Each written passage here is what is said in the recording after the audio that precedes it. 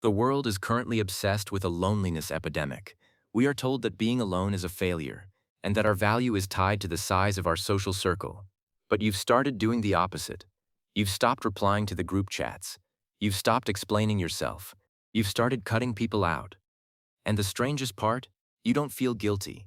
You feel a profound, quiet relief. Like a heavy static in your life has finally been switched off. People call you cold or detached, but they're missing the point.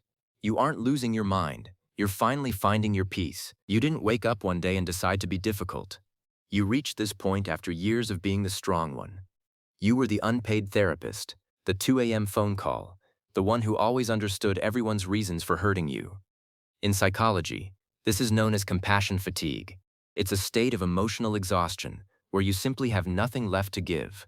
Your nervous system has been running on output for so long that it has finally hit a hard reset. When you stop reaching out, it's not an act of war, it's a survival mechanism. You are finally prioritizing the one person you've ignored for years, yourself. To understand why you choose silence now, we have to look at your childhood. Many people who walk away from toxic dynamics were raised in loud environments, not necessarily loud in volume, but loud in emotional demand.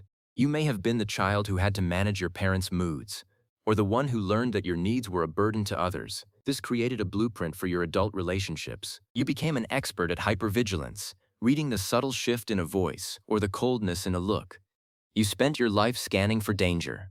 Now, as an adult, your brain has finally recognized the pattern.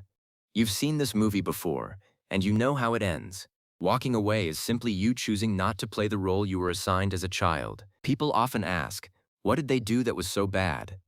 They want a single explosive event to justify your distance, but usually, it isn't one big thing. It's 1,000 small things. It's the friend who only calls when they need a favor. It's the partner who forgets your boundaries every time they're inconvenient. Your brain works as a prediction system. According to attachment theory, once we see a pattern of inconsistency or emotional neglect, our nervous system begins to flag that person as unsafe. You aren't holding a grudge, you are performing a data analysis. You've looked at the evidence and realized the cost of the relationship is higher than the reward. There is a common misconception that you are building walls. But there is a vital difference. A wall is built out of fear. It keeps everyone out, even the good ones. A boundary is a gate, it's selective. By cutting out the noise, you are finally making room for the quiet few. These are the people who don't drain you. The ones who can sit in silence with you without it being awkward. The ones who respect a no without asking for a 3-page explanation. You aren't becoming a hermit. You are becoming a curator. You are deciding that your inner sanctum is no longer open to the public. As you move forward, the world will keep trying to pull you back into the chaos. They will call you antisocial or tell you that you'll regret being alone. Don't listen. Loneliness is being in a room full of people who don't see you.